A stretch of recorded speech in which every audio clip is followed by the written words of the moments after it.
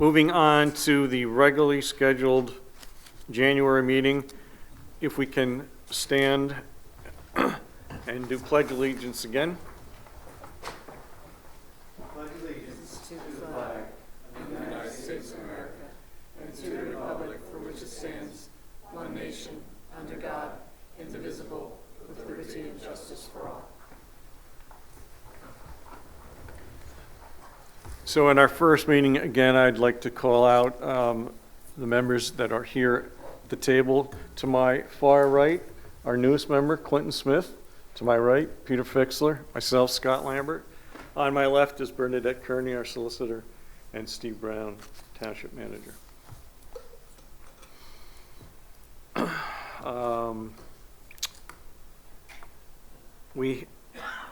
We had no executive sessions today, so we'll move on to any updates. And I think there are a couple from Catherine regarding grant awards. Thank you, Mr. Chairman. Yes, I'm pleased to announce that late in the year, in 2025, 2 grants were awarded to the township for which we had applied. One is an LSA grant. This is for improvements at Down East Park related to stormwater management and ADA parking. Those $100,000. And the other is Green Lake Go grant for improvements to Route 30 and Conestoga Road for $191,870.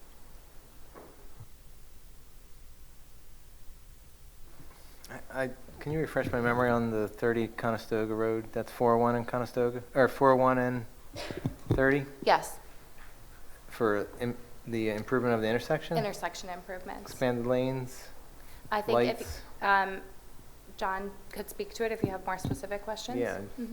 Just need a memory refresh there, John. Thank you. It is signal work. So there's the old mast arm that gets replaced, the controller, handicap improvements, but there's no lane addition or anything like that. So My memory is recalling something way back when that doesn't apply to this. Thank you.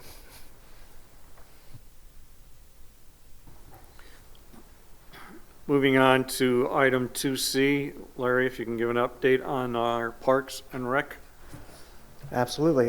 So as you mentioned in our reorg meeting, the biggest change coming is our update to our fee schedule for Parks and Recreation.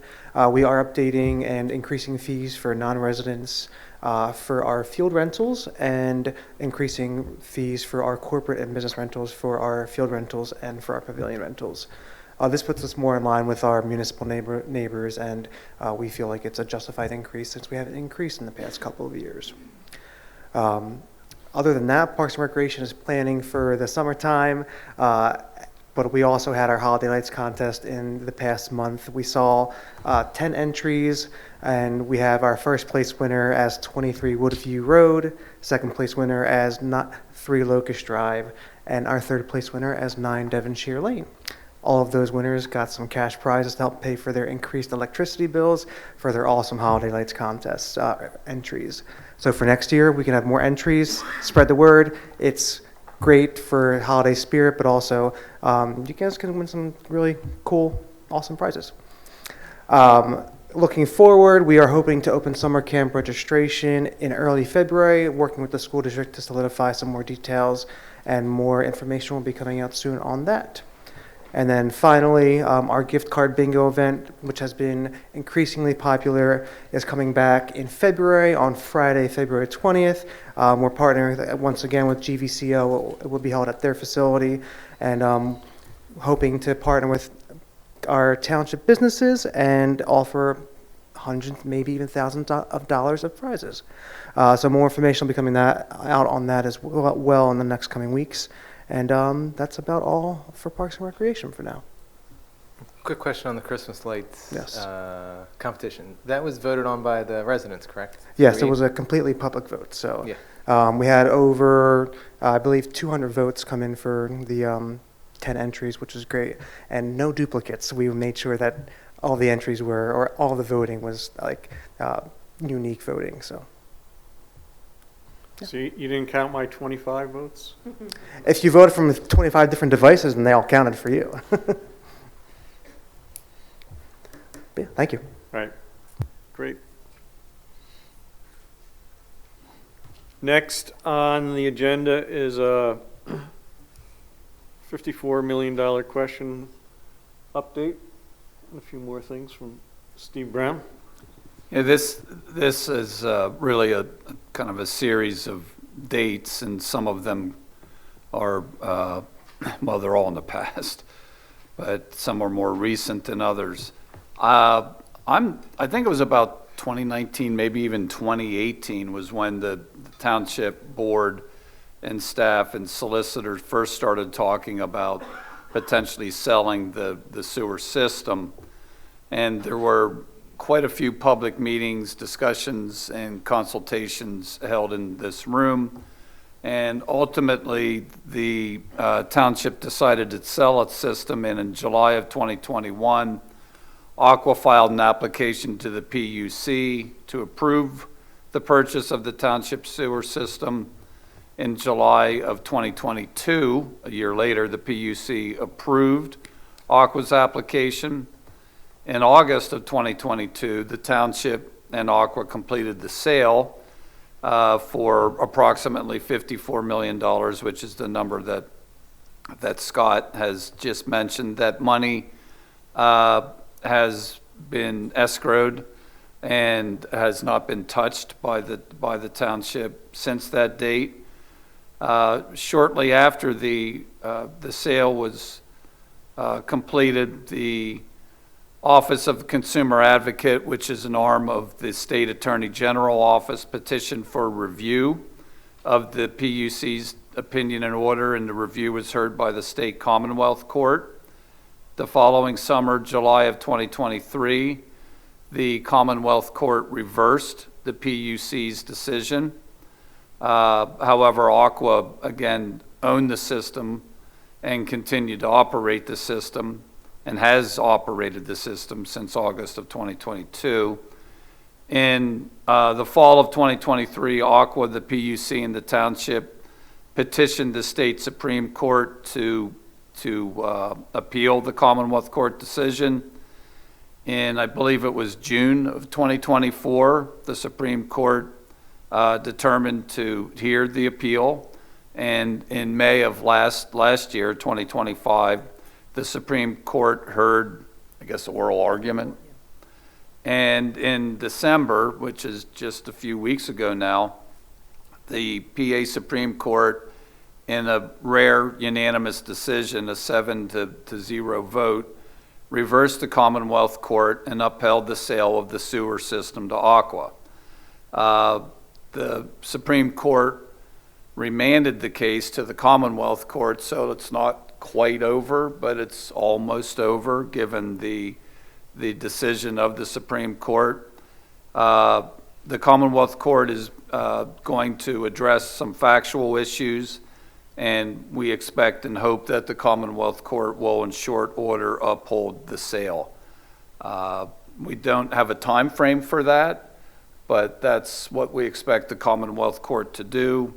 Our attorneys in the matter have advised that there's very little wiggle room for the Commonwealth Court. Again, there's, it's kind of never over till it's over, but right now it's looking very, very good for us, and that the sale will be upheld.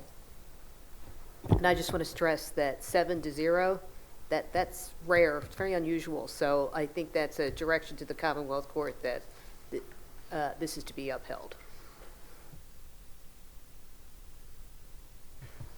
Going forward, are there any other opportunities for any changes to the sewer sale?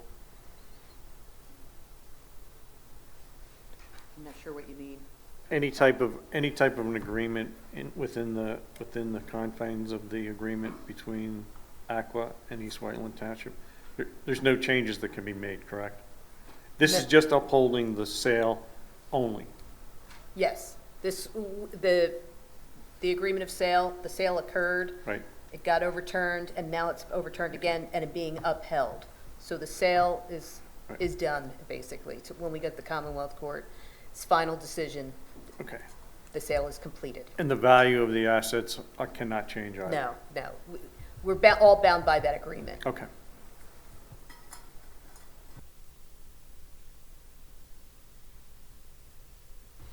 Any questions from the public? Okay, that's our update on that. Steve, if you can go into 3A. Sure. As is permitted by state law, elected officials in townships, being supervisors, are eligible for enrollment in township health and insurance benefits, and following the state law and township ordinance that was adopted in, October 2023, new supervisor Clinton Smith is requesting that he enjoy the township health, or become party to the township health and insurance benefits, and would like to enroll himself and his family in family medical and dental coverage and group life insurance. As a supervisor, you don't receive anything more than employees receive, and so he would just be added to the plan that, that township employees receive. And so Clinton is asking that it be effective as of January 1st, but of course he wasn't sworn in until this evening. So Clinton, Scott, if you and Peter vote for this, because Clinton's not allowed to vote on this matter because it involves him, if you two approve this, then Clinton will reimburse the township for the first 5 days of January for the cost. Fair enough. Chair, would you like to make a motion? Or I can. Sure. I'll make a motion to approve the supervisor letter requesting participation in the township group life health, hospitalization, medical service, and accident insurance plans for Clinton Smith. I second that. All in favor? Aye. Aye. And passes.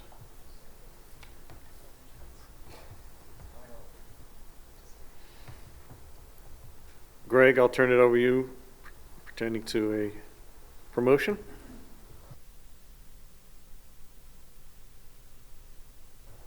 Thank you, Mr. Chairman. As you're all aware, for the 2026 budget, the board approved the addition of a deputy fire chief position in the Fire and Emergency Services Department to support our ever-growing and expanding department in the township. So we posted the position internally.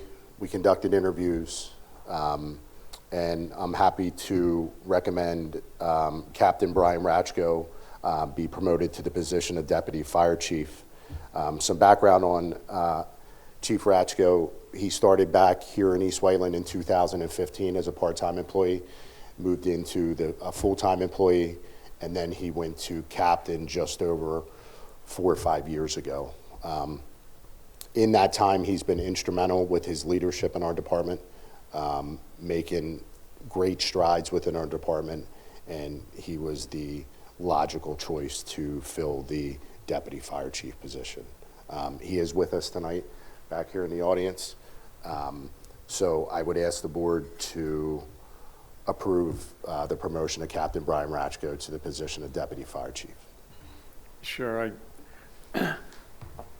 I have no question of Brian's ability. It's been outstanding. So would you like to make a motion, Peter?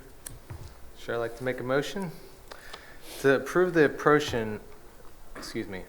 promotion of Captain Brian Ratchko to the position of deputy fire chief.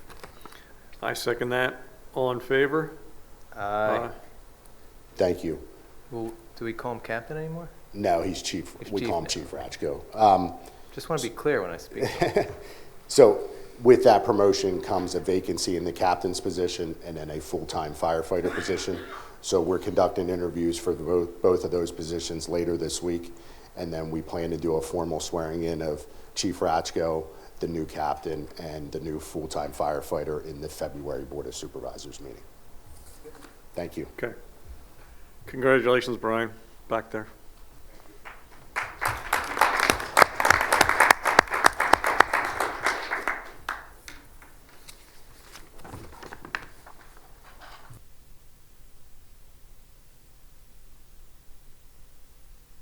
Steve, you can give us an update here on the defined benefit plan information? Yeah, this, excuse me, this is a proposed amendment to the non-uniform pension plan. Excuse me, again, the background is all non-uniform employees of the township who are not represented by collective bargaining and are supervisory members of the Public Works Department are eligible to participate in the defined benefit plan. Excuse me, and such eligibility becomes effective as of January 1, 2025. We recently hired an assistant public works director, which the board is aware, and his name is Joe Esposito, and Joe would be the only employee in the department who would not otherwise participate in the defined benefit plan. And so it's been discussed briefly with the board before, and it's recommended that we adopt a resolution 14-2026 that would amend our ordinance to allow all non-uniform employees of the township who are not represented by collective bargaining and are supervisory members of the Public Works Department to be eligible to participate in the defined benefit plan. In other words, it just impacts one person, just Joe. Sure. I know we've talked about this. Clinton, would you like to make a motion? If you don't. I don't think we get all the words that Steve used, but up here. I'd like to make a motion to approve resolution number 14-2026, amending the East Whiteland Township non-uniform defined benefit pension plan. I second that. All in favor? Aye. Aye. Clinton, you did fine. Just the resolution number is perfect.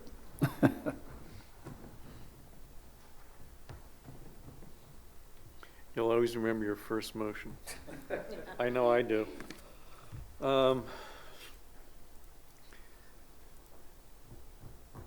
So, moving on, Catherine, can you give us an update here on the ordinance 375?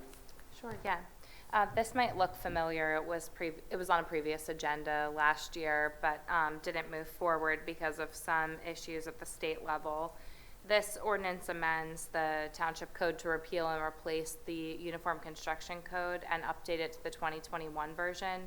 Pennsylvania recently recognized the 2021 UCC as the prevailing code for building construction purposes, so the township's action is timely and consistent with the state's action. I'm not going to read through all of the specific sections that are going to be amended, but generally speaking, it's the building code and the other pieces thereof, like the residential code, plumbing, mechanical, etc., all of those pieces.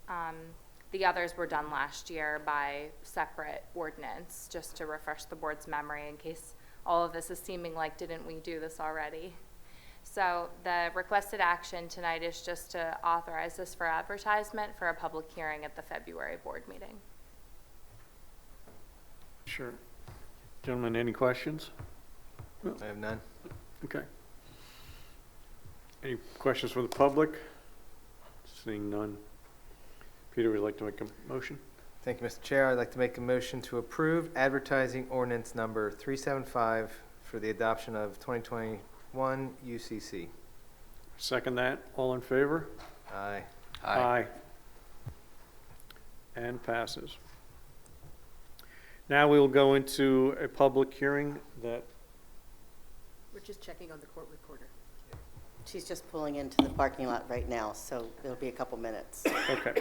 So we will skip over number 5 at the moment and move into planning and development. Zach, if you could give us an overview here. Sure. On this. Excuse me.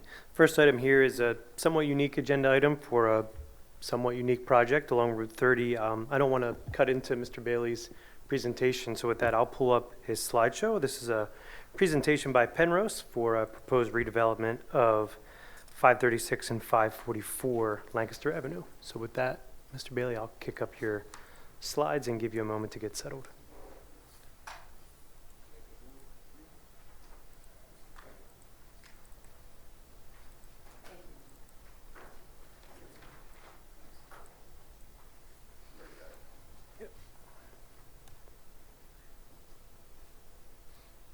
Hello, everyone. I'm Ryan Bailey. I'm a senior developer with Penrose. Is on? Again. Testing, testing. That's much better. How you doing? Ryan Bailey, senior developer with Penrose Properties. We're based out of Philadelphia. I originally grew up in Westchester. Been with the development company for 20 years now. We have a brief presentation for you. We've gone through the Planning and Development Committee a couple of times, had a number of conversations with your staff, and are really coming to you today literally for just a letter of support. We have a funding application into the county for funds that would go into this project, and a letter of support from the township would be really helpful in that regard to just keep that moving forward. We think that that award will likely be announced in the next 2 months. They're basically waiting for HUD to let them know how much money they're going to have, and then they give the award. So that's where they are. So thanks for your time today. I'll try to be brief. Mr. Bailey, you could be as detailed as you want. This will really bring Mr. Smith up to speed on what you've, presented Sure. previously. Absolutely. Thank you. So 2 seconds on Penrose. Once again, we're a development company and we're a management company. Our niche is really like mixed income or affordable housing. We also like to mix in market rate into the developments based out of Philadelphia. We've been around for a while, 1971. As I mentioned, we're a development and management company. We are not a construction company. We do not have a construction company. We've done 288 units, in the county. We've done 2,000 units in the Philadelphia collar counties. Nationally, we're one of the largest affordable developers in the country. Just happen to be located here in Philadelphia. So we've done a lot of work with Chester County Community Development Corporation, with Pennsylvania Housing Finance Agency that gives funds for these types of projects. And I think we do locally have a really good reputation. We stand by our buildings. We own them for a long period of time. We build them and manage them. The financing that takes place here requires, right now, if you've got financing, it's 45 years of compliance. So we check a lot of boxes. We're very competitive when we go after these projects. And so we want to make sure that we're putting the right management company in place to make sure it's managed professionally and looks amazing all the way through. And also, all of our developments are like very, very green construction. So the stuff that we are going to build is probably the most energy efficient multifamily development you would have in your township. We have to do that in order to get the financing. So the developments we've had locally are Mary Taylor House in Westchester, Don Coppage Village up in Phoenixville, Liberty House, we just renovated that. It's also in Phoenixville, Schuylkill Township, and then French Creek Manor also in Phoenixville. So there's 3 or 4 others that we've done in the county, but those are the most recent. You can go to by the numbers. This just shows that we're a large organization and we do a lot of these types of projects. So we typically partner with local groups, whether they be municipalities or they be landowners or they be mission-driven organizations. We've developed over 27,000 units during this period of time. We manage roughly half of that. Just very capable group. We are mission-driven. We are focused on integrity, collaboration, results-oriented, and accountability. We think, just along with our partners, that we are here for a business purpose and a social purpose to put these developments together. One other item that all the developments that we've done in the county were basically smart growth. They're redevelopments. We do not typically go out in the middle of a field and create housing. We go find some other use that is, no longer that use or is underutilized, and we, demolish the whole thing, master plan it, and build fresh. So I don't knock down a lot of trees. I don't knock down cornfields. We'll leave that to the open space. So we're redevelopers, really. So the location we're talking about here is over off Business Route 30. This has been vacant for years and years, ever since I was a kid. So the yards at Malvern is the big redevelopment right next to it. We're proposing, that is in a multifamily overlay that the township put in place some years ago. We are proposing a much smaller version and a senior version, and also a mixture of incomes version, where that is 230 some odd units of pure market rate housing. We are proposing 2 phases, around 60 each, and they would be senior, 62 and above, and they would also have a mixture of incomes. So there's two lots right now. There's one larger one. This is outlined in red. That is vacant. That's the old meeting house site that has the current owner. We have an agreement of sale with them. They have actually already taken off all the trees on their own accord, except for the ones in the back. And the owner is the owner of Wolf Automotive, which is right next door. And so we are talking to them about both. We have agreements of sale in place on the larger version, the red parcel there. But I think in order to really continue the improvements that have been done along there by the yards, that you're really going to want to have that whole frontage redone, new street trees, sidewalks, bike trails, the whole thing. So that is our goal, is to remaster plan that whole place there. So two parcels. We're going to get them both under agreement. We'll pursue funding for those. When we have the funding for those, we'll come back and we'll do a full land development process with the township. We will likely consolidate those lots and subdivide them, because we're looking to have 2 different phases there. So there's lots of time for all of that. Right now, we're really just kind of approaching the township for hey, this is something that we would like to have in our township, and then we can use that to go after the competitive funding sources that are available. I mentioned it's in the Route 30 overlay already, and yeah, this is right across the street from the SPCA over there. Next, thank you. Thanks, Zach. So the concept, I've discussed it already, but 2 multi-phase buildings, 4 stories, 120, we call them workforce or mixed finance units. Again, mixture of incomes. Senior, 62 and above, and we're using a development that we are almost under construction in Doylestown as the example for this. And it is senior, 62 and above, and it's marketed to veterans. So there's a real demand now. Bucks County, Chester County, all the counties around here, there's lots of veterans. There's many of them are 62 and above. They're on fixed incomes. There's a huge demand for this type of building. So we would propose the same way. There would be a requirement that they be 62 plus to be in the building. There would not be a requirement for them to be veterans, but we would go out and partner and market with all the veteran support groups in the area. And of course, our supportive service package would be kind of focused in that direction. But I can't come up here and tell you that everyone will be a veteran because of fair housing rules, but we would focus our marketing efforts on that. They're approximately 750 square foot apartments, so we're proposing all 1 bedrooms here. The majority of the veterans developments we've done are 1 bedrooms, and we find that almost 95% of the units are single occupancy. So we will, circle back around on that eventually when we talk about the parking need and those types of things. But, if we build a 60-unit building, it's likely that there's going to be 60 individuals living in that building. The rent range is somewhere between, $448 a month and $1344 per month. I mentioned there's a 45-year income restriction on this that'll be placed on it by the state.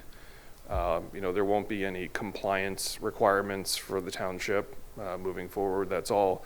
If the county has funds in it, they will have compliance And if the state has funds in it, then they will have compliance as well. So no administrative burden on the township. Mr. Bailey, what do you mean by income restriction? Income restriction, so the residents, their rent is based on 30% of their income.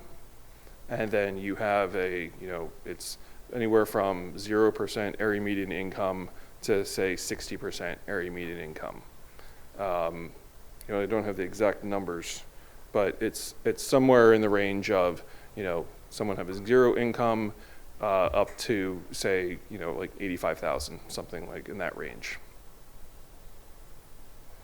We've got the current plan, which is literally a very preliminary plan showing 2 buildings, has 85 spaces total for 120 units. That in my experience is actually overparked.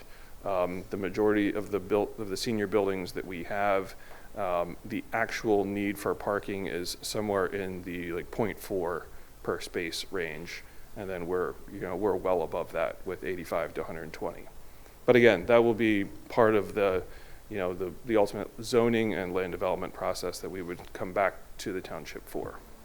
Ryan, can I interrupt 1 second? Zach, just a question pertaining to that.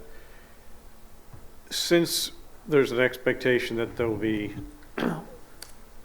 limited amount of vehicles for the residents, are we going to have to make any ordinance changes based on our parking requirements? So I could speak generically. Ryan and I have talked about a couple different ways that a project like this could proceed, either through text amendment, potentially map amendment, or through a zoning hearing board application. I suppose either one of those could capture the specific parking needs. But yes, likely, I think what they're showing here is parked to our minimum standards of 1 per bedroom. But I would say, sort of in a vacuum here, I would support something less than that if that helps the project proceed, and that's something the board is open to. But it can be captured through either process.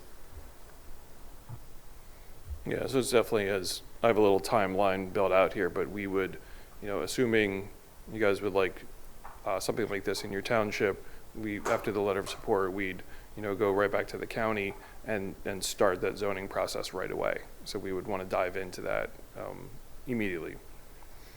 So within the building, there's a very large community room where everyone can come. There's fitness areas, there's indoor and outdoor gathering spaces. Really critical to these buildings is on-site management and maintenance. So every day there are people there. They're walking the grounds, they're making sure the landscaping is kept upright, that the building is kept to the highest standard. And we are not, managing this thing from Philadelphia and not having people on the ground. So for 120 units, we'd probably have, 5 to 6 people that would be managing and maintaining the building on a daily basis. So really important to have that. Then we've got nice lounges on every floor. We'll have libraries, we'll have game rooms, the whole thing. Walking through, it's a really, really nice facility. At the end, we'll show some pictures of Mary Taylor House, which is in Westchester. And one thing we really find taking a tour of a development that we have really kind of opens people's eyes and sees how nice it can be. So I think Mary Taylor House is just down the road, and we'd be happy to host a tour at some point. I already mentioned the high quality green construction. We're green energy. We're Energy Star, we're Enterprise Green Communities. This will certainly help the stormwater there. I mean, right now there's a creek on the right-hand side of the site, and as you're aware, it is just it's just a parking lot that's crumbling basically. So a major rain event just washes debris and rubble and old blacktop into that creek. And so this is really an opportunity to create a really beautiful bioswale next to that and really put some underground stormwater retention on the site and really improve the whole situation there. And then of course, the area out on Business Route 30 had to be drastically improved, and the street trees and the walking paths and all that stuff. So just wanted to give, the next slide shows just a couple of comparable senior buildings. These are all buildings that, that Penrose has done, or our design team, which is in the back. We brought architect, civil engineer, and another development member. So these are the, you know, comparable type senior buildings. Mr. Lambert, when we met during planning, we had put in a rendering in there. You questioned the rendering.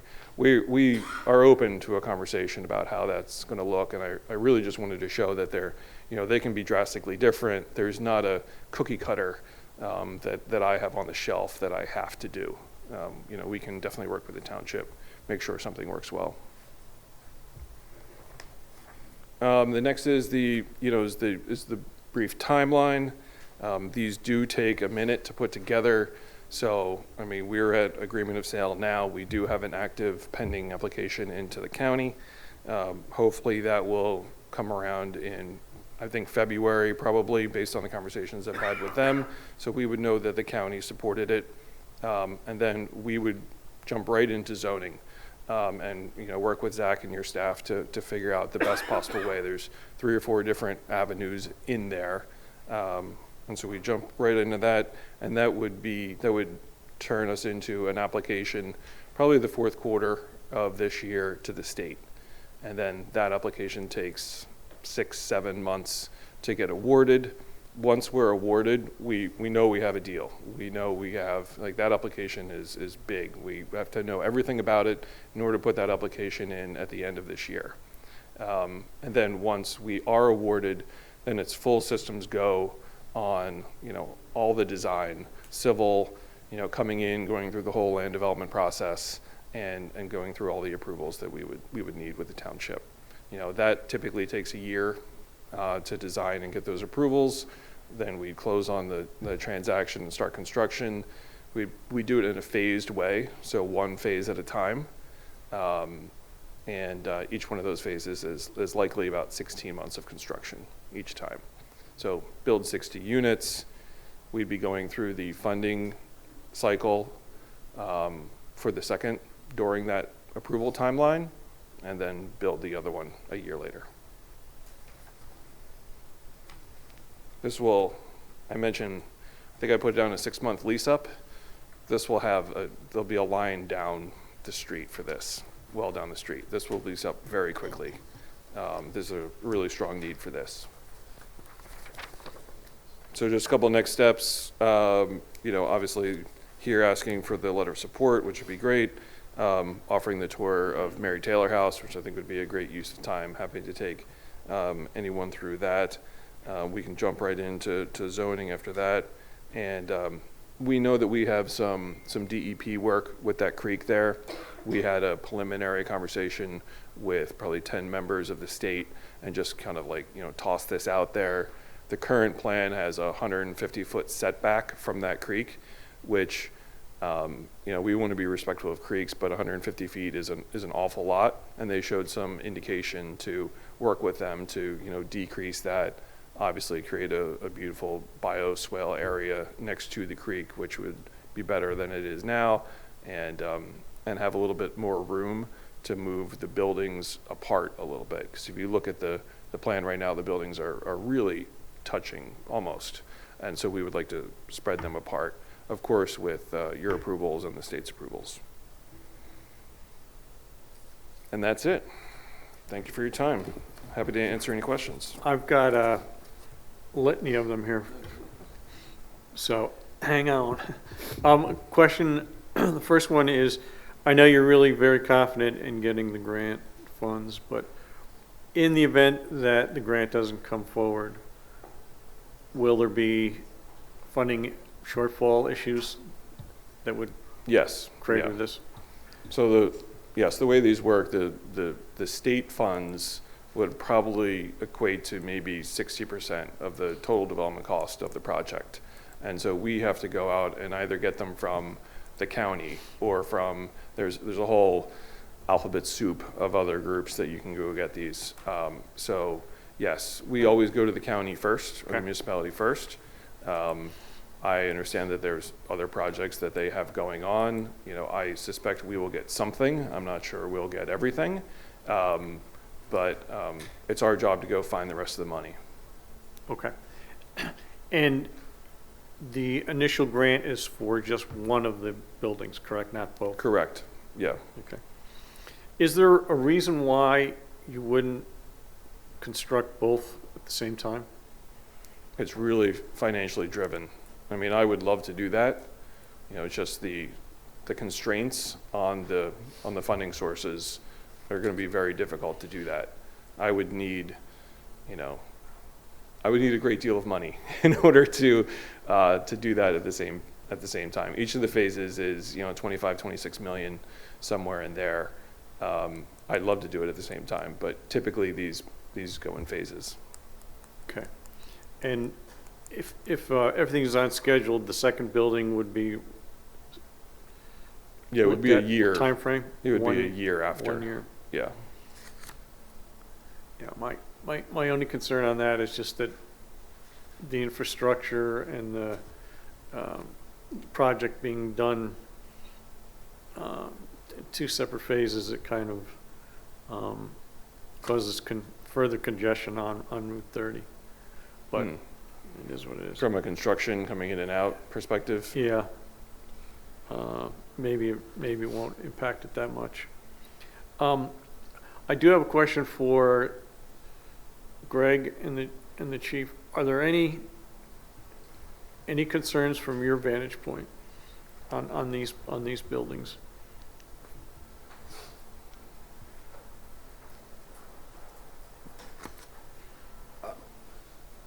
Only concern that I have, and I don't even know that I call it a concern, but not from the structure or anything like that, but with the age of 62 and older residents, that's going to be an increased amount of emergency medical calls for medical-related issues with the 62 and over community. But that's my only comment. Okay. Chief, do you? I don't necessarily have one, but I mean, if I'm looking to find something, it would probably be along the lines of what Chief Lewis said. Unfortunately, we are a growing, aging community, and it's definitely affecting our ability to do our jobs as emergency service workers. But the only other thing I have is, as far as the traffic go, I heard I had to go out and unlock the door, so that's why I missed some of this. 80, you talked about 80 parking spaces or something, 85 parking spaces, is that what it's gonna have? Yeah. For approximately 85 rooms? For 120 rooms. For 120 rooms. So I assume you're gonna have some type of alternative transportation, you know, whether it be to Chester County, whatever you. Yeah, sure. They would have access So- to that, and then there's also public transportation right in front. Okay, so in other words, you're not, is there going to be spots for visitors, or, because that's really where we come with some of these projects, is seeing like the parking spaces. So as long as there's going to be, you know, you have the Chester County, what is it, Rover or whatever it is involved to help some of these people be able to get to wherever they're going, doctor's appointments and all that. I don't know whether that's part of your plan. Yes. Okay. That's all I have. Okay, thanks for the input. And then my final question, and I'll turn it over to Peter and Clinton if they have any questions, is, as we talked in the sub-planning, in the land development phase, the streetscapes that we're applying on Route 30, you don't have any problems complying with those ordinances, right? Yeah, no, that's not a problem. Okay. All right, thanks, Ryan. Peter? Thank you. I don't have any questions for Mr. Ryan. It seems like a very worthwhile project, in my opinion. Thank you.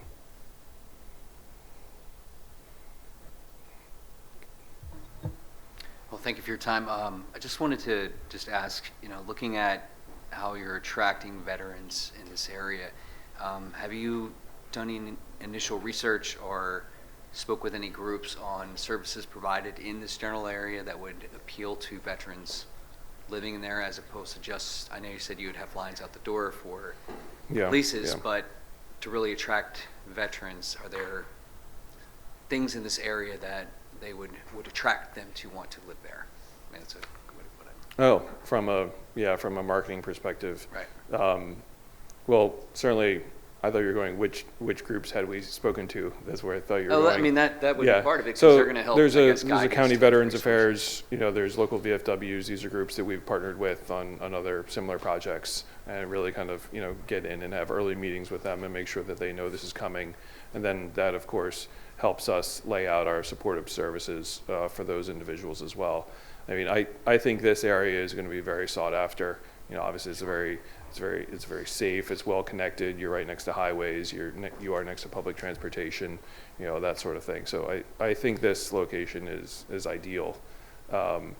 We have not spoken to those local groups yet for this one. Wanted to make sure it was something that the township was interested in, but those are great conversations to have, and we have 3 or 4 of these types of developments that we would come in and show them what they are, and and talk about how we could partner together. Okay. Thank you. Zach, do you have any concerns in reviewing all of this? No, I think this is something that generally the township has been very interested in. The affordability component's obviously a very pervasive issue in the region and in the township. I think there is an opportunity for both placemaking and sort of like this more mission-driven aspect that Brian's talked about. So I think where there's a will, there's a way. I think there's a way that we can make this work with our ordinances or some adapted ordinances. So if the board is open to it, and we can address some of the concerns from the chiefs and make sure that we've got our heads around any of the issues, I think there's certainly a way that we could be accommodated in our ordinances. Okay.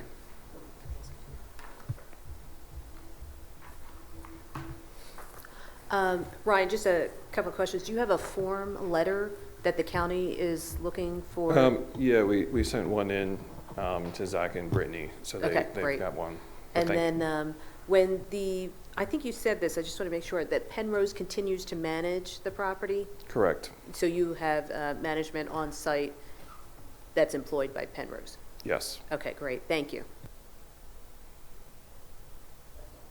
Okay. Good questions. I think it's a good project. So I don't have any more questions or anything from the public at this point in time. Seeing none, would you feel comfortable making a motion to support a letter?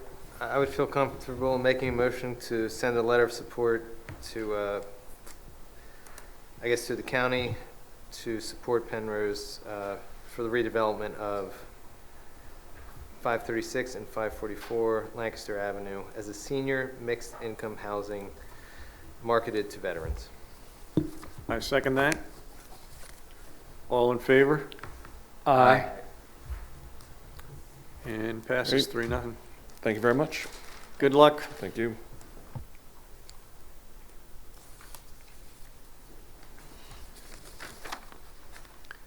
Now, we'll move back into the conditional use hearing and turn it over to Bernadette. Yes, I'm going to open the public hearing, and I'm going to read the notice, which is kind of long, so bear with me. Notice is hereby given that its regularly scheduled public meeting on January 5th, 2026 at 5:30 p.m. at the East Whiteland Township Municipal Building, located at 209 Conestoga Road, Fraser, PA. The Board of Supervisors of East Whiteland Township shall hold a public hearing and may take action to vote upon the application of 52 East Swedesford Partners, LP, for a modification of the conditional use approval granted on February 12, 2025 to the applicant pursuant to Section 200-39.d of the zoning ordinance, permitted uses for mixed-use development, to develop the property at 52 East Swedesford Road, identified as UPI number 42-4-260.4, as a multifamily 1- and 2-bedroom unit apartment complex with a retail component and an office component in one of the proposed buildings and passive recreation open space. The approved conditional use application proposed 220 residential units, a separate clubhouse facility, a separate gym facility, separate garage facilities, approximately 12,000 square feet of total retail space, approximately 12,000 square feet of total office space, and passive recreation open space. The approved conditional use included a condition for applicant to explore construction of affordably priced workforce housing, and the modified proposal includes 15 one-bedroom and 15 two-bedroom workforce units. The modified proposal includes the removal of the gym facility building and the location of an exercise gym in the first floor of Building A, the elimination of 12,000 square feet of office space in Building A, and the inclusion of 30 workforce units in Building A. The total number of residential units is therefore increased to 250 with the inclusion of the 30 workforce unit. The property is located in the Office Business Park zoning district and in the Corporate Overlay District. The 2/12/25 conditional use approval included an amendment of the existing conditional use decision dated July 13, 2016, issued in favor of Sweetsford Square Apartments L/CAL Limited Partnership, which was then the equitable owner and now the current fee owner, with Atlantic Property Trust as then fee owner of the adjacent property, 5456 Sweetsford Road, identified as 42-4-260.4A, and now known as the Arlo Apartment Homes. That's the conditional use legal notice. I'm going to mark a series of exhibits that we received from the applicant. T1 is going to be the conditional use application with Schedule G, which was attached. T2 is the conditional use decision in order dated June 8, 2016. T3 is the conditional use and decision order dated 2/12/2025. T4 is the deed for the property. T5 is the modified plans that are the preliminary/final land development plans by Howell Engineers dated July 11, 2025, revised 12/1/2025, and they are 9 pages. T6 is the recreation site plan by Architectural Concepts PC dated 11/19/2025, and that's 1 page. T7 is the updated traffic study by Andy Heinrich, dated 11/26/2025. T8 is the updated fiscal impact study. T9 is the updated conceptual building renderings prepared by Architectural Concepts PC, dated November 26, 2025, and that's 31 pages.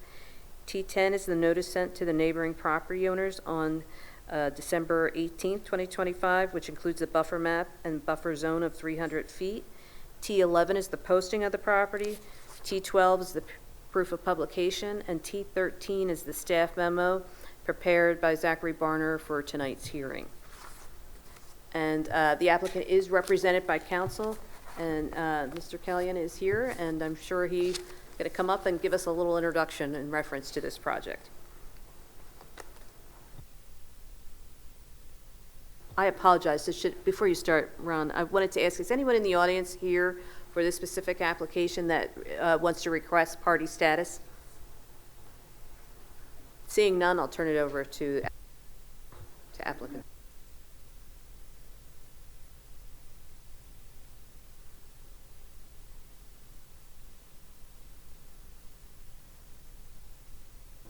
Oh, there we go. Apologies. Madam Solicitor, you prefer for us to proceed from the podium here, or is there a table we can bring up? I guess not. Good evening. My name is Ronald Kellyan, K-A-L-Y-A-N. I'm an attorney with the law firm of Fox Rothschild, located in Exton, Pennsylvania.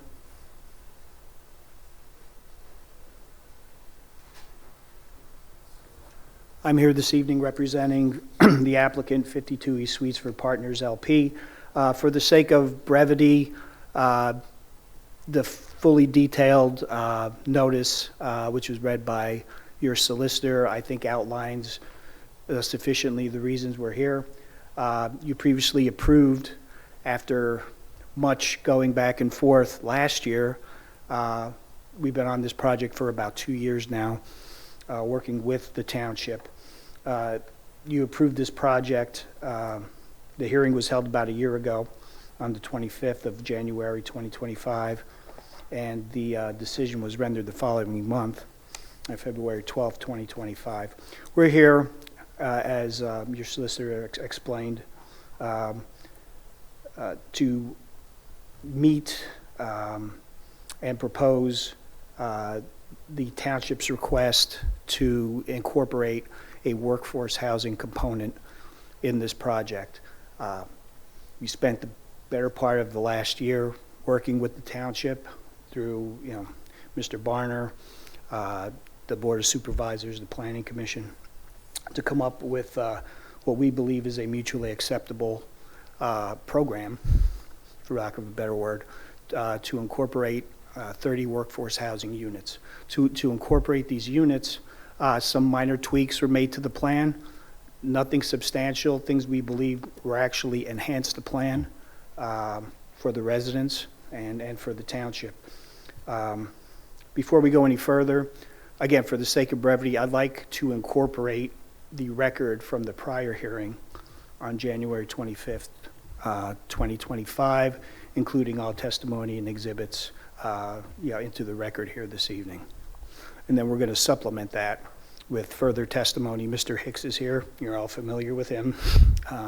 He's been here numerous times. Numerous times. And he's going to kind of bring you all up to speed and provide a presentation on the revised project. So without further ado, I'd like to call Mr. Hicks to the stand.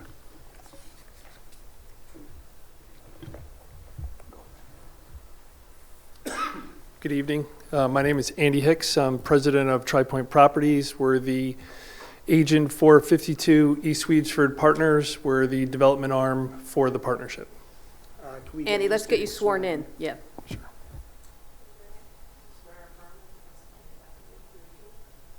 I do. So we'll just split the difference here. Could you, again, state your full name and spell it for the record? It's Andy Hicks. Last name is Hicks. I'm the president of Tri-Point Properties. We're located in Downingtown, Pennsylvania. And could you just provide your home address for the record? 107 Commerce Drive, Exton, Pennsylvania. And Mr. Hicks, what is your specific role in the project? I'm the general partner for the partnership and oversee all the ownership, development, and management of the property. And are you familiar with the conditional use application that is the subject of this hearing this evening? Yes, I am. And can you please explain for the board now the requested changes to the previously approved project and the rationale therefore? And I'll get out of your way. Sure. And if, Zach, if you want to bring that up. So last year we brought a plan together for the 220 market rate units that were in 3 buildings. We had a 4th building that had a first floor of retail and a second floor office. At that conditional use hearing, upon getting approval, the Board of Supervisors reached out and asked if we would look and try to include a workforce housing component to the project. Like Mr. Callion said, we worked with the township. We tweaked the plan, and we presented a revised plan, which the majority of the plan remained the same. The only difference was what we call Building A, which is the smallest of the 4 buildings. Instead of having a second floor with an office component, we were going to change that out and add a second, third, and 4th floor that would house 15 one-bedroom workforce units and 15 two-bedroom workforce units. But otherwise, the plan is pretty much the same. We did make site improvements. We really focused on maximizing the recreational opportunities at the property and enhance it. So just as a refresher, we have basically 4 buildings and a clubhouse. Building A is the building that we modified slightly. The first floor is still retail. The second, third, and 4th is where we right now have the 30 workforce units. Buildings B, C, and D are market rate.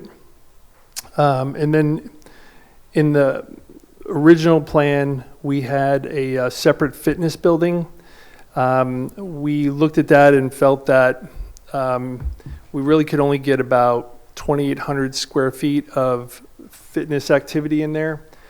So we decided to take that out, put that in the first floor of Building A, and instead potentially put a pickleball court in that same location as an added amenity to the project. In the rear of the project, we have 14 for-rent private garages that tenants can rent, park their vehicles in, or use storage. We have 2 additional ones that we've added that will be for maintenance and ownership use. Behind them, we have the dog park, and around the entire property, we have a 0.51 mile walking trail that's 6 feet wide and has benches every so often that connects with the dog park, but is a continuous loop around the entire property. Zach, if you want to go forward, So this slide here just shows you the recreational components that we added, that we really focused on. So we have, we're highlighting the green space as part of the passive recreation. The total green space that we've allocated to the project is 2.84 acres, which is 27% of the entire property. We have the walking loop trail with the break areas, and like I said, that's just over a half a mile long. We have a dog park that's about 13,500 square feet, or more than a third of an acre. We have a potential pickleball court between buildings D and C. We have yard games and open area in between buildings B, C, and D. We have a pool and sun deck.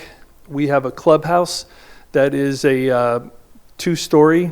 The first floor is basic amenities like meeting areas, common kitchen, management office, leasing office.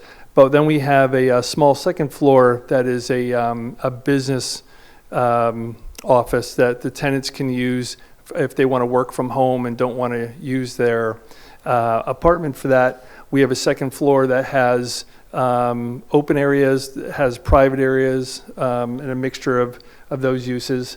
And then we have, like I said, the fitness center in the bottom of Building A. So those are our recreational opportunities.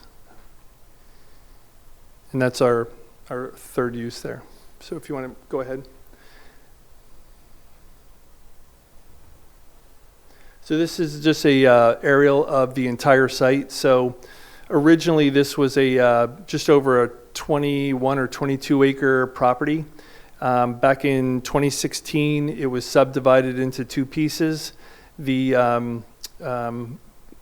bottom piece in this picture was sold off to Elcor, who then developed Arlo Apartments.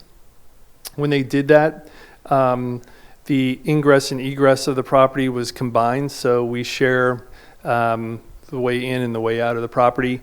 We both share a lighted 4-way traffic signal on the, I guess, eastern end of the property. But you can see how this fits in with Arlo. All of the work that we're proposing to do, as we've said in the past, is all within the existing curb line of the existing building that sits on 52 East Sweetsford. So we're not going outside that. We are reducing the amount of impervious coverage with this redevelopment project, and we are adding more greenscape, more trees, and we think not only is it a better fit for the township, but it's also, I think, very complementary use for Arlo Apartments, having the 2 of us side by side like that. Want to skip ahead? Just run through some of the renderings just to kind of give you an idea of the feel. So this one would be as if you were from a drone above Sweetsford Road looking towards Route 202. On the right-hand side on the bottom is Building A. On the bottom of Building A, on that side, you would see that we are projecting a restaurant there that would specialize in breakfast and lunch. It has a outdoor eating area and would be about 3,300 square feet. You also can see the clubhouse, which is in the middle, and then that second floor area right there. Oh, actually, I came prepared, Zach. Let's see if I can figure out, okay. Does it work? I think I like yours better. All right. So that's the clubhouse. That's the second story where we have the business area for the tenants. And then to the right is Building B. Right in front of you is Building C, and then towards the rear is Building D. They all share access to that inner courtyard that has the open space, the pool area. So go ahead and flip through. And this would be as if you were above Route 202 looking towards Swedesford Road. You can see the private garages in the near ground. The first building is Building D. It's the largest of the four. And then you have buildings B, C, and A. Go ahead. This is if when you first drive into the property off Swedesford Road, you'd have the opportunity when you come into the shared entrance to make a right-hand turn into our parking lot and our property. Here's a look at the clubhouse. And like I said, it's two-story with that small second-story area being our business area. Okay. And then this is a look at the first floor of Building A where the restaurant would be in the outside seating. The interior courtyard with the pool and the open areas. More of the same. Here's a kind of an overhead view of what it would look like. Okay, and then, so here's the first floor of Building A. This is the one where we made the most changes to it. So you can see the restaurant is Retail A. Retail B would be the fitness center. Retail C, we're still working on exactly what that would be. We have a couple ideas and options there. And then to the right, you'll see the floor plan for the second, third, and fourth floor of Building A, which has a combination of 2-bedroom and 1-bedroom workforce units. These units are pretty large. The 1-bedrooms are 744, 745 square feet. And then the 2-bedrooms are over, I think, about 1,100 square feet. I have a floor plan later on that will, if you can skip ahead. This would, yeah. This is just a typical floor plan for buildings B and C. Again, a mix of 1 and 2 bedrooms. These are, the 1-bedrooms are in the 770, 780 square foot. The 2 bedrooms in the 11 to 1,200 square foot range. You can. And this is just buildings B and C, exterior elevations. You can skip through that. Okay, Building D, because of the topography at the property, we have a underground garage. It's actually open. There's a 8 to 10 foot drop off as you go from Swedesford Road towards 202, and we're just basically trying not to dig at the property. And we've used the elevation, the topography. So Building D, that first floor is at the same elevation as buildings B and C.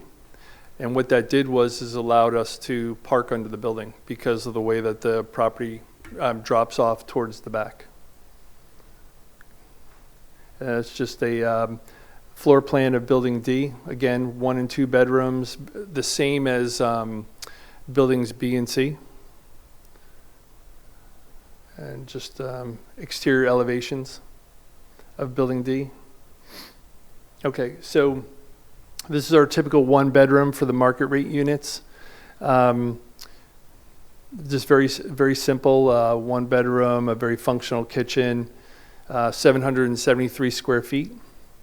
You can skip ahead. And this is a typical 2-bedroom.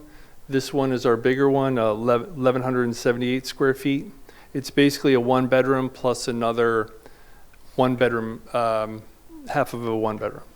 So the center core is the same on a 1-bedroom and a 2-bedroom. The only difference is that we added a third segment to the 2-bedroom to get that 36-foot width instead of the 24-foot width. You can skip ahead.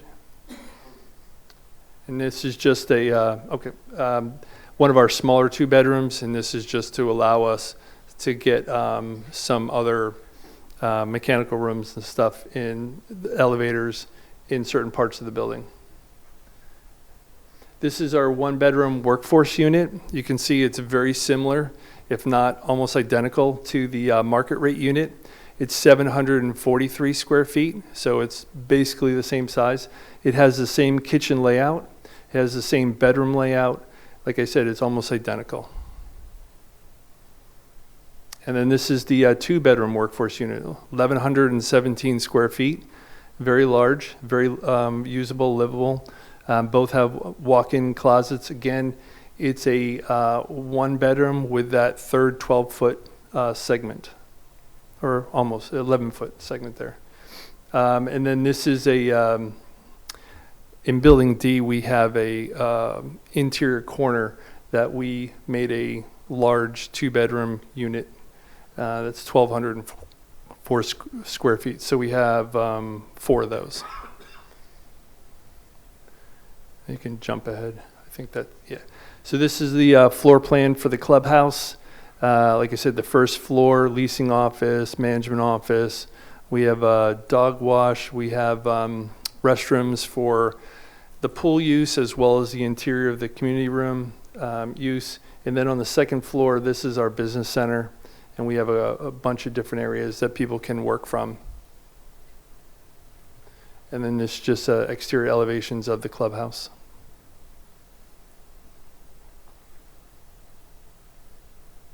I think that's it for the...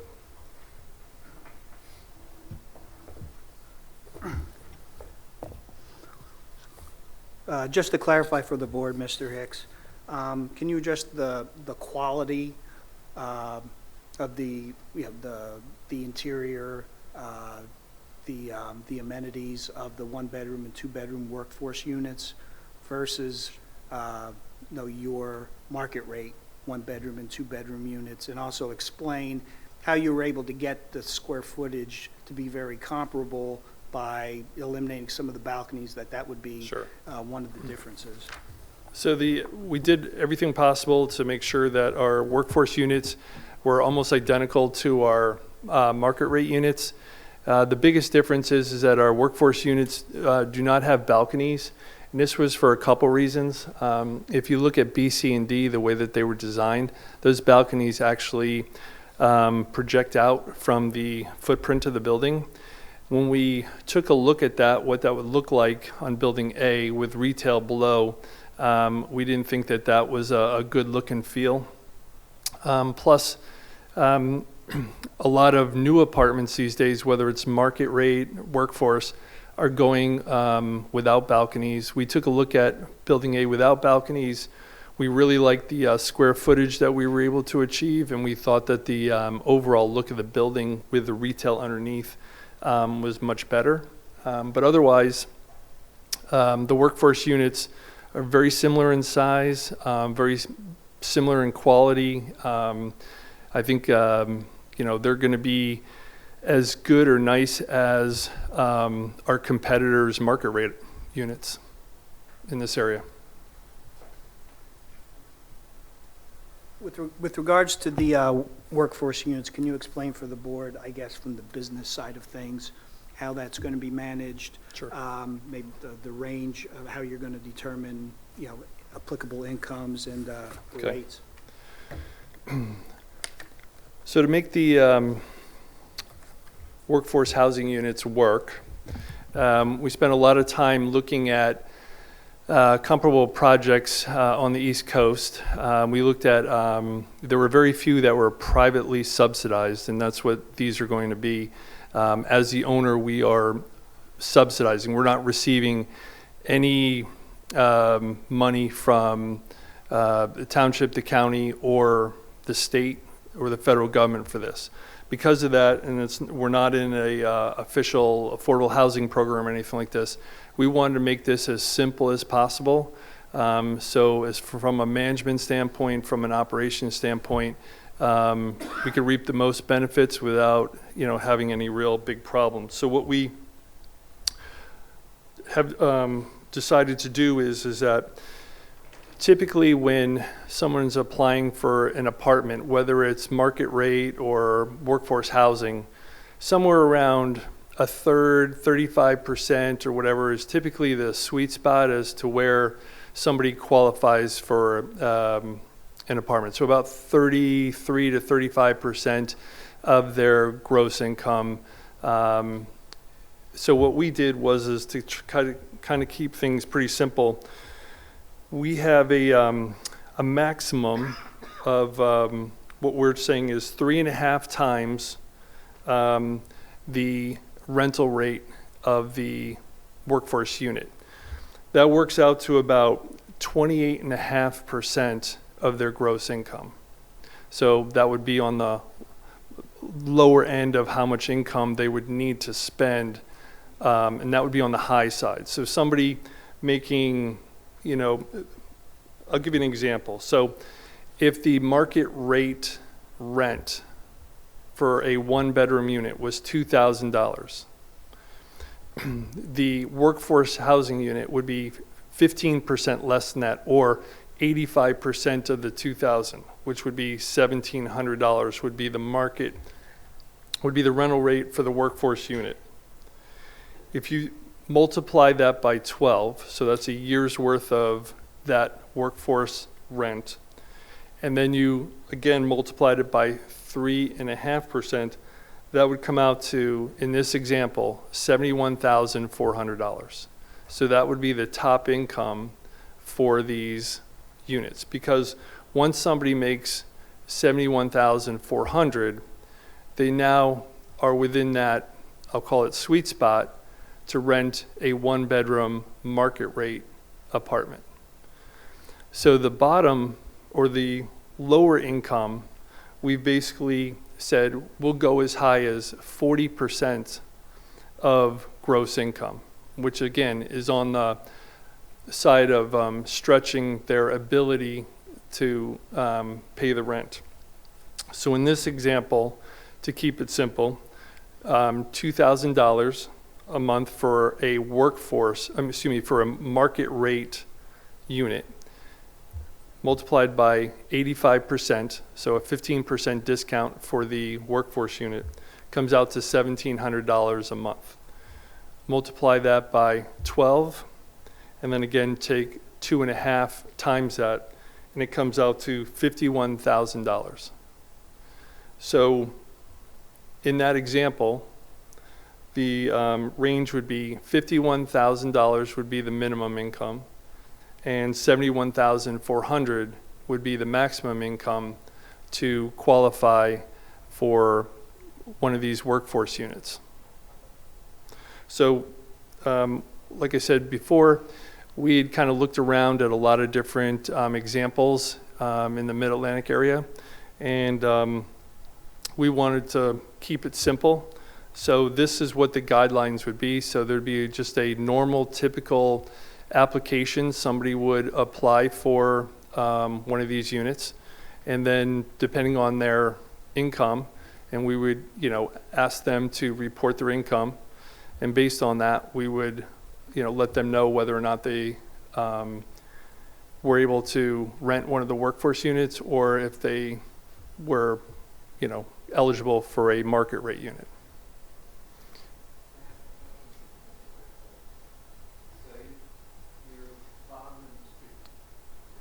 Scott, this is Mr. Fixler asking a question. Mr. Hicks, your bottom example, minimum gross income, you said equates to an annual income of about $51,000, correct? That's correct. So is that on your high or low end for accepting someone from? That would be on the low workforce end. housing? If they made less than 51, they would be pretty close probably to qualifying for a state or federal affordable housing program somewhere else. So what we're trying to do is we're trying to find above what's affordable and below what's market rate and try to kind of find that in-between gap. And based on where we are here in Chester County, based on our research and what we looked at, we felt this was kind of that pocket that was above affordable and below market rate.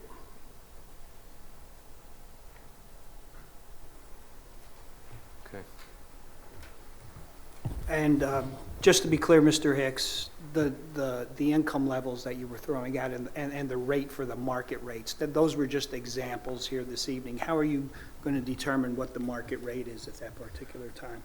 So the examples are just examples, but right now, if you went over to Arlo, you could rent a one-bedroom for about $2,000 a month. So this example is not just, made up funny numbers.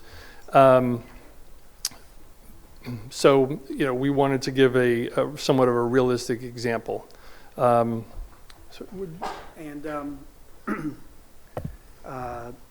also, there were some discussions with the township, am I correct, about giving preferential treatment to township employees? Can you address that?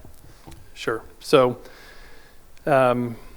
when people apply, if they work in the township, they would be given preference as to, let's say we had 3 applications for the same unit. If somebody worked in the township, we would give them preference for that unit.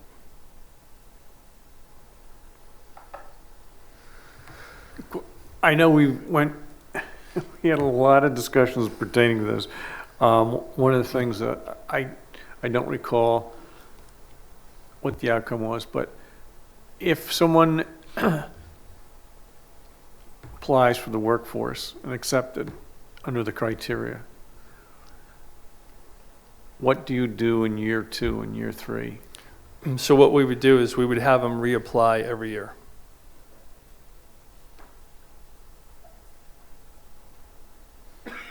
And I know we've had a lot of discussions about we want to make it available to the people that, need it the most, and, if somebody can afford a market rate, they should rent a market rate. So again, we spent a lot of time running multiple scenarios, looking at a lot of other different projects, talking to other owners about what works, what didn't work.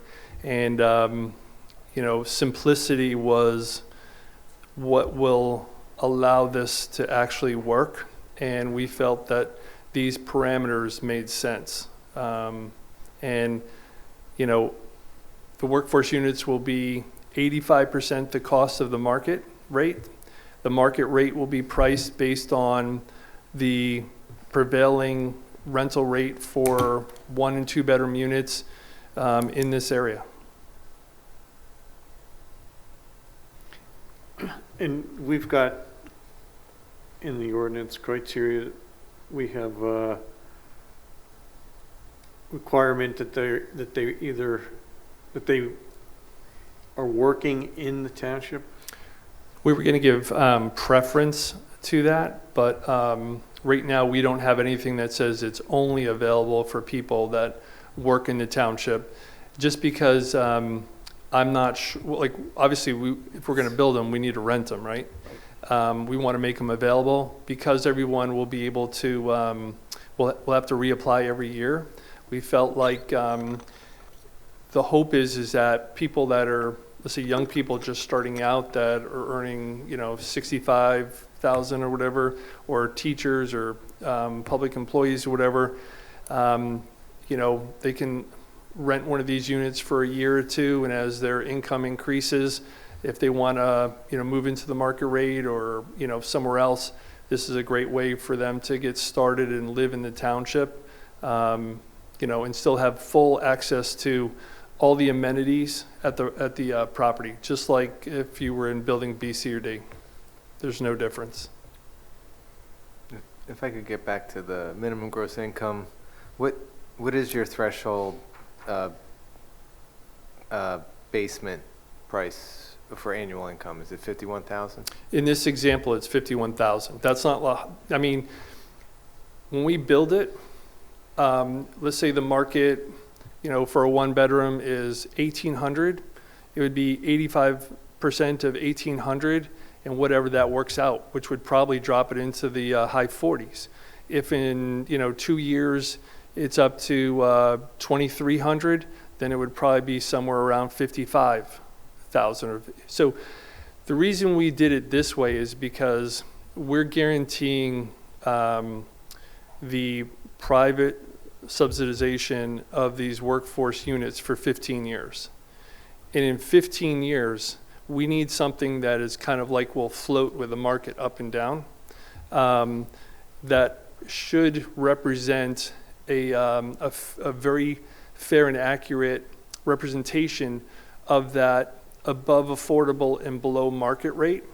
So as the economy goes up and down, this will adjust with it as well. Understood. Thank you.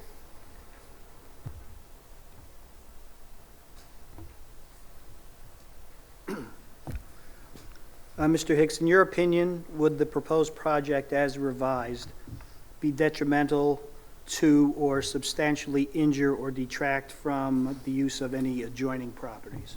No, it would not.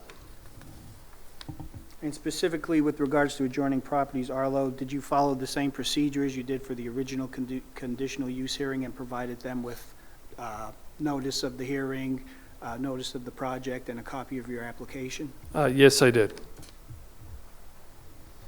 Can I ask a question about Sure. that? Because that did come up at the last hearing. Did they ever get back to you? Not formally, but informally, they were okay with it. They just did not want to, let's say, go on the record. Okay. Thank you. Madam Solicitor, I'd like to introduce a copy of the letter that was sent from Mr. Hicks in his capacity as the managing member of the general partner of the applicant, 52 East Suites for Partners LP. The letter is dated December 4th, 2025. It was sent to the same addressees and addresses as with regards to the initial conditional use application. It describes the changes made, being asked for and proposed to the project, and also sent a copy of the entire application, which was submitted. I did not, for the sake of saving some trees, I did not attach a copy of the application to each one of these copies of the letter, but it clearly, the application is referenced as being included. So I'd like to have these entered into the record. It's one letter, so T1? Oh, I'm sorry, yeah, applicant 1, A1.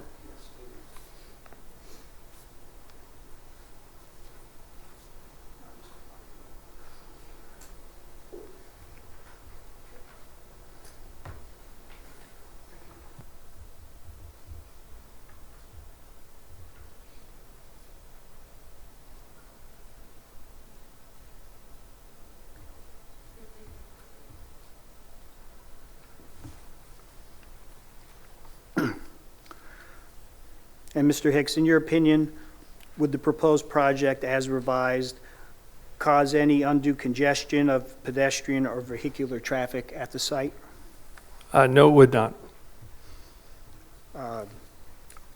In connection with that response, I'd just like to refer to the updated traffic study that we provided, which indicated that the peak hour traffic generation will actually decrease by 103 trips per hour during the morning peak and 65 trips per hour during the afternoon peak. Compare that to the original plan, which was approved. And with the original plan, that reduced peak hour traffic in the morning by 84 trips. So it's going to decrease these revisions are going to actually decrease traffic further from 84 to 103 in the morning, and in the afternoon, under the prior construct, it was 52 trips per hour for the afternoon. Now it's being reduced to 84, even further. The prior construct being the office building. Correct. Now, Mr. Hicks, in your opinion, would the proposed project as revised endanger the safety of persons or property by improper location or design of facilities for ingress and egress to the site? No, it would not. In your opinion, would the proposed project as revised increase the danger of fire or otherwise endanger the public safety? No, it would not. And just for the benefit of the board, is this the revised plan designed in the same manner as the original plan to not require, at least at this point, any variances or waiver requests? That's correct. We specifically set out from the very beginning to present a plan that did not require any variances. So we comply with, as far as I know, with all ordinances, regulations, and requirements. And are you currently going through the land development approval process with the township? Yes, we originally submitted the land development preliminary final application in early September. We went to the planning board in December and presented it. We received all the first round of comments and have updated all the plans and responded to all the township consultant letters, and all that has been returned to the township and the county and the conservation district. Mr. Hicks, in your opinion, would the proposed project as revised overcrowd the land or create an undue concentration of population in this area? No, it would not. Like I said before, this proposed redevelopment of the property actually reduces the impervious coverage, and I think significantly enhances the beauty and benefit of that 10.3 acre parcel.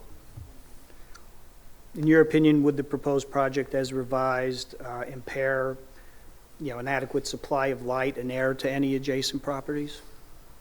Would it impair? No, it would not. In your opinion, would the proposed project as revised adversely affect transportation or unduly burden water, sewer, school, park, or other public facilities? No, it would not. In connection with that response, I'd just like to refer the board to the updated fiscal impact study that we provided, which indicates that they're swapping out the office units for the workforce units still results in a substantial benefit to the township financially of over $97,000, and for the school district of $444,500 plus, which is an increase over the prior construct, which included the office space and not the workforce units. Now, Mr. Hicks, in your opinion, would the proposed project, as revised, adversely affect the public health, safety, or general welfare of the township? No, it would not. In your opinion, would the proposed project, as revised, run counter to the spirit and purpose of the zoning ordinance? No, it would not. And in your opinion, would the proposed project have a material adverse impact on the logical, efficient, and economical extension of public services and facilities, such as public water, sewer, police, and fire protection, and public schools? No, it wouldn't. Is the applicant willing to work with the township, through its planning commission and board of supervisors in the land development plan process to address any planning concerns that may arise? Yes, we would continue to do that. And is the applicant willing to accept reasonable conditions suggested by the board in connection with any conditional use approval that may be granted here this evening? Yes, we would. I have nothing else if the board has any questions.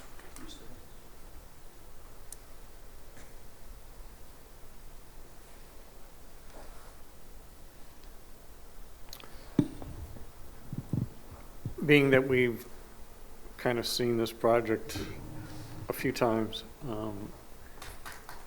subject to these revisions, I don't have really any further questions, other than that, Zach, is there anything, any conditions that you're recommending or suggesting at this point in time? So I'll kick it over to Bernadette, but likely we would issue a decision with a handful of conditions. A lot of the issues that we would normally talk about on a new development project would play out during the land development process. In this case, we're sticking more or less strictly to the use of the property, but likely we will craft a handful of conditions that just help to encapsulate some of the representations here tonight and some of the details from the application. And I will note on the, I'm sorry, Peter, I will note on the prior decision, I think we had 16 conditions. So some of them will probably be repeated, and there may be a few others that we'll have to put in based on the workforce housing.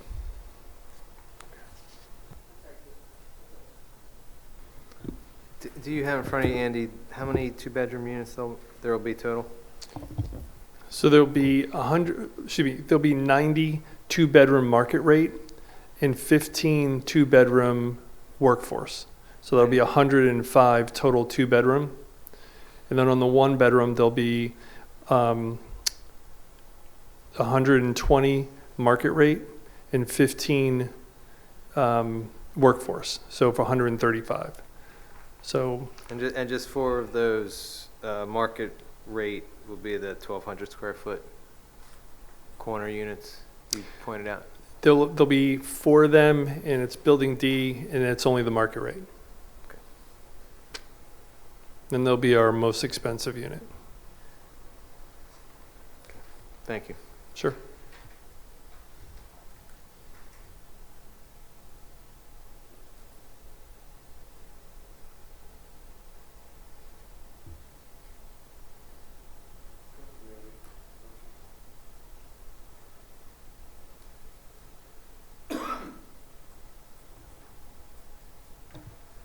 Not at this time, thank you.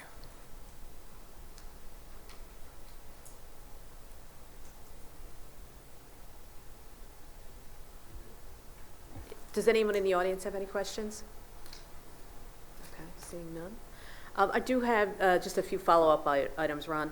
One is what Zach was showing on the, as we were going through the testimony, I believe was an email that you sent to him. Those are all exhibits that are already in the, yes, I just wanted to verify that. You included our copies of those with the application. Yeah, all part of the application, got it. And then the only thing I wanted to note was on T2, the conditional use decision, it should have been dated July 13th, 2016. I said June 8th, that was the hearing date. I'll just correct that on my copy of the exhibit booklet. But if there's no more questions or comments, we'll let Ron finish up. Sure, I'd just like to move into the record our exhibit, was it A1, applicant 1? Yes, A1. And I just wanted to address one item with you and the board, Madam Solicitor. We've spent about a year, it's also actually coming up on a year to the day, working with the township, in good faith to arrive at an acceptable plan for the workforce housing, and we think we've done that. I do note in your zoning ordinance in section 200-115J that the ordinance does put on a time limit to pull permits for variances and special exceptions, and the time period is, if you have to go through land development, it's 2 years from the date of the decision, but it really doesn't address conditional use, and that's fine if the township's interpretation that is not applied that requirement to conditional uses, we're good to go, and perhaps we can have a discussion about it afterwards, but I would like to have any applicable time periods that may apply to pulling permits with regards to the conditional use be extended by a year to account for, this last year that we've been working with the township to get this straightened out and get you all a plan that, you like.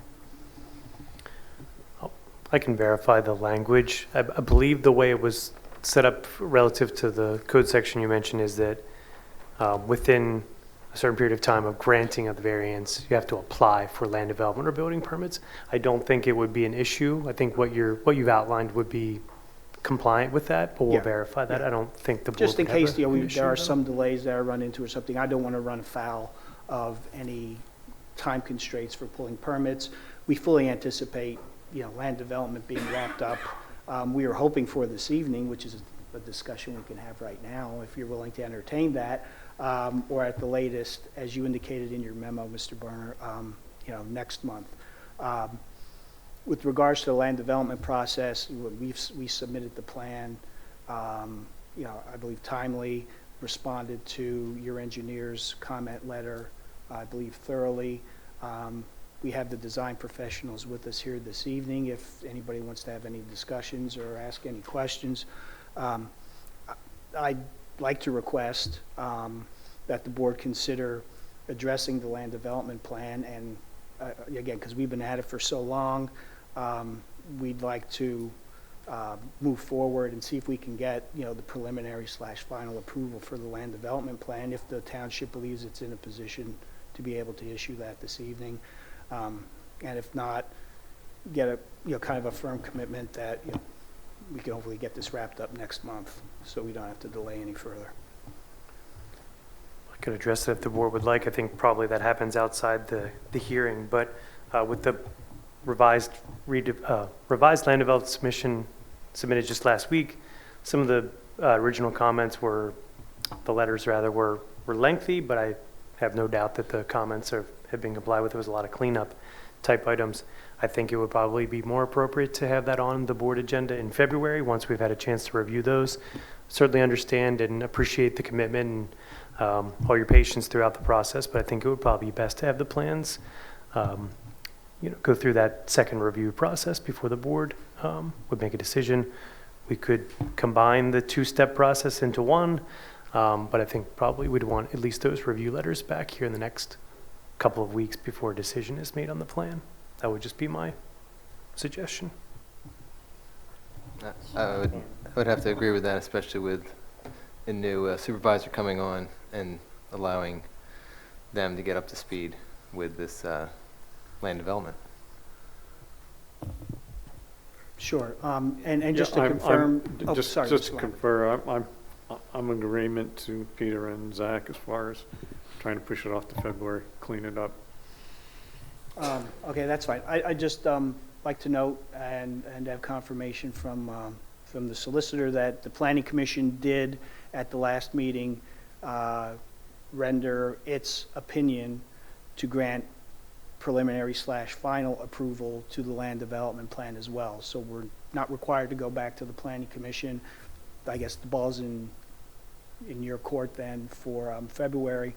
And then I just also like to note that Mr. Hicks, in again, dealing with the state of the property, the fact that it has been vacant, he has financial commitments as well, and that at great personal cost to him, he's been helping to carry this project over the last year, again, to get the plan in a position that you're happy with it and to accommodate your request for workforce housing. So we'd just like you to, be cognizant of that fact, and hopefully we can get an approval here next month so we don't have to delay it any further. Thank you.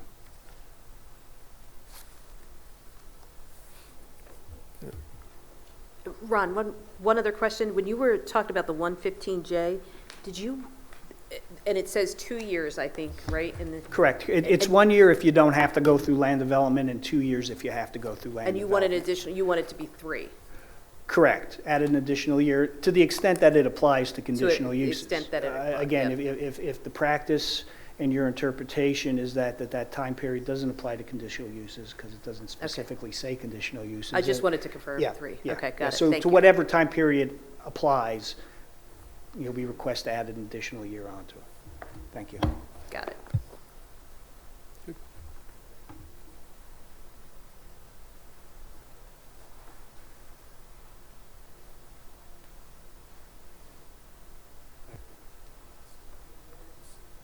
I can close the public hearing. Any other, okay. Let me just verify.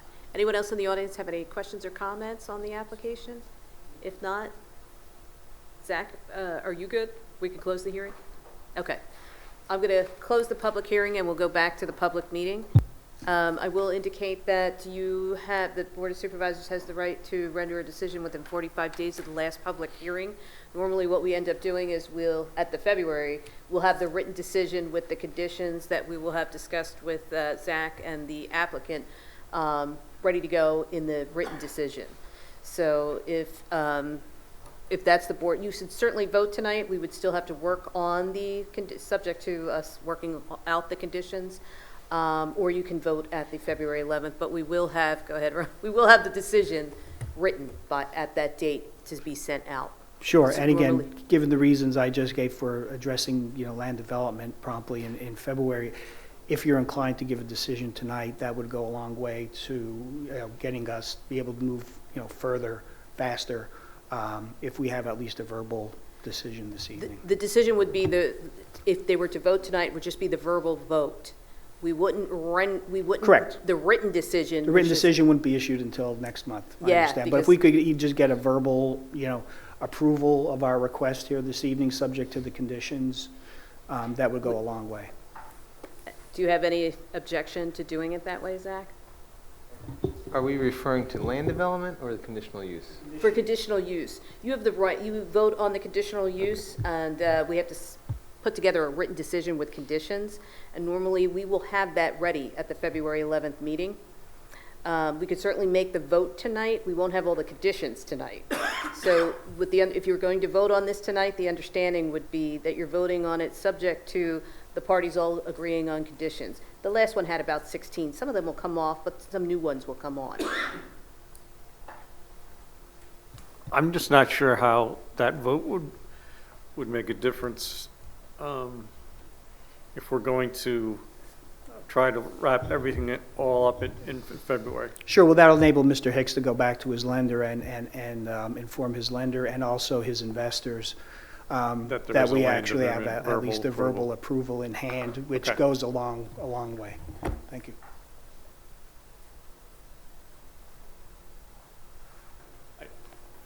Second, I knew we were going to have to, and Ron, we all know we're going to have to work on some conditions.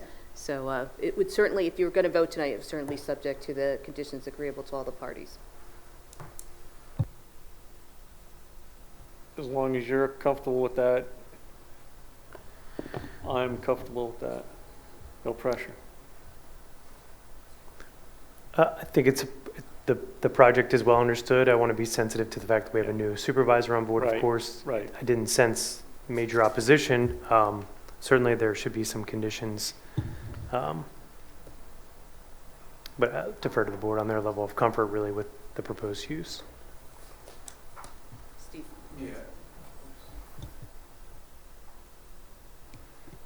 Yeah, just, I know normally I don't weigh in on these things, but this project has been reviewed and reviewed and reviewed, and they have worked in good faith with the township on the workforce housing, and of course we've held the hearing. So I think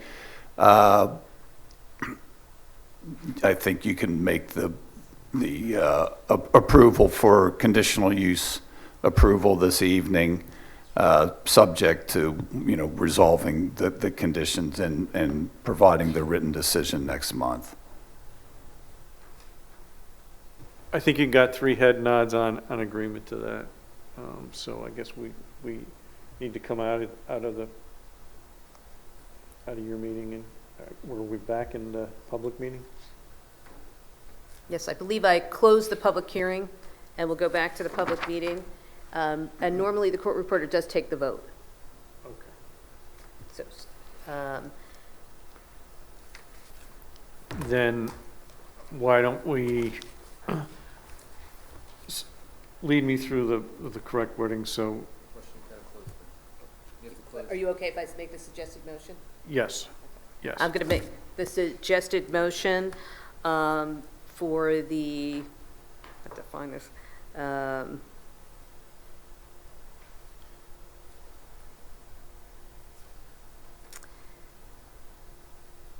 for a modification of the conditional use approval granted on February 12, 2025 to the applicant pursuant to Section 200-39D of the zoning ordinance for property located at 52 East Sweetsford Road, as indicated in the legal notice. I'm not going to read it all because it's kind of long. As indicated in the legal notice that was read at the beginning of the public hearing, subject to conditions being imposed that are agreeable to the applicant as part of the written decision. That would be my suggested motion.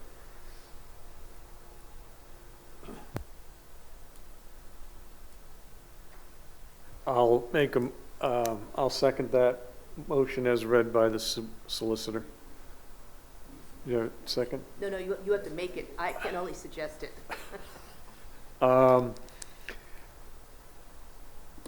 Okay, I will make a motion to approve. No, what you could do is, I'm sorry, what you could say is, I'll make the motion as suggested by the solicitor. Okay, I'll make a motion based on the suggestion of the solicitor. Thank you, Mr. Poirier. You have a second? I'll second that. All in favor? Aye. Aye. Okay.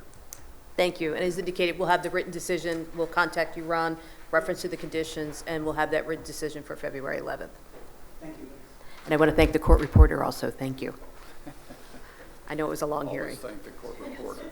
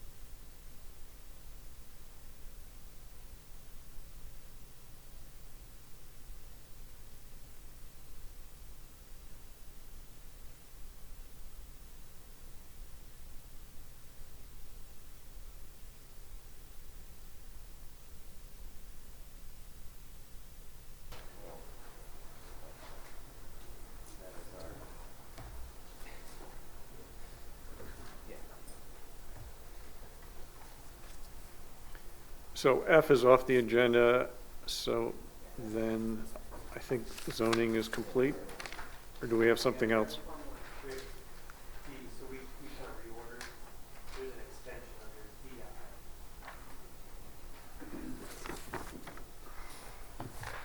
So the next item really is 6DI, consider extension of time for 370 Lancaster Avenue. This is the importer barn redevelopment. They are offering extension until March 31st in order to revise and resubmit the plans. Okay. I thought we did too. Wanna make a And then, as motion? you said, 6F has been tabled. They would like some more time to work on the plans and come back in likely in February. I'd like to make a motion for the extension of time to LD-03-2025 for the redevelopment of 370 Lancaster Avenue, the preliminary land development, for preliminary land development until March 31st, 2026. Have a second? Second. All in favor? Aye. It passes.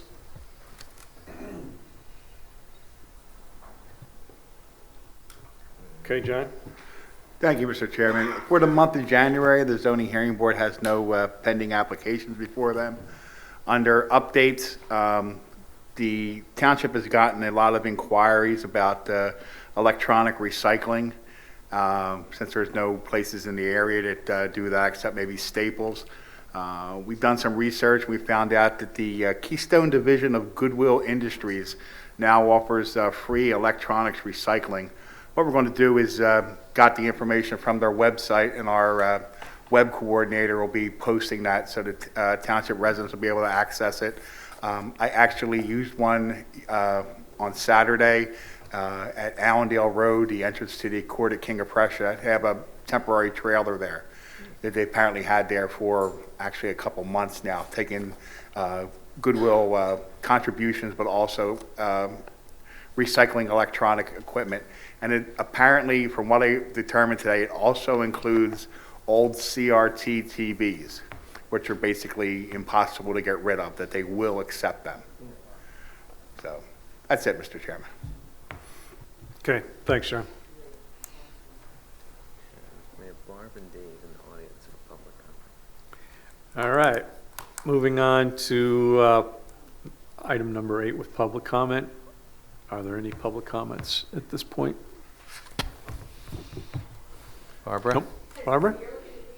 No? David? Nothing? Okay. Then we'll move on to the consent agenda, and I will read it, and if you gentlemen have any questions on what any of those items are, pause me and we'll go through it.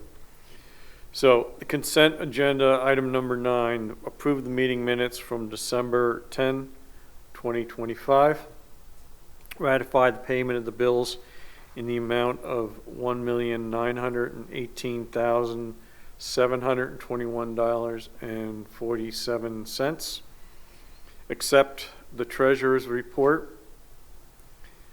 Ratify petition to intervene in merger proceedings before the PUC between American Water and Aqua. So, Clinton, that's so that we can have a seat and a say as pertaining to that merger. And what's that? As a potential. Potential merger, yes, okay. Approve a payment application number 6 from the Flyway Excavating for the Stream Bank project in the amount of $140,847.65. Consider a waiver of Township Park policy related to alcohol for all Township Park and Recreation sponsored events for 2026, including but not limited to the summer concert series, Community Day, and movie nights. Approve $53,934.11 for the remaining upfit on the new Pierce Saber squad. And finally, approve the purchase of a new portable radio, cost totaling $7,099.38. I'd like to make a motion to approve the consent agenda as read. Do a second? I second that. All in favor? Aye. Aye. And the meeting is now adjourned. Thank you.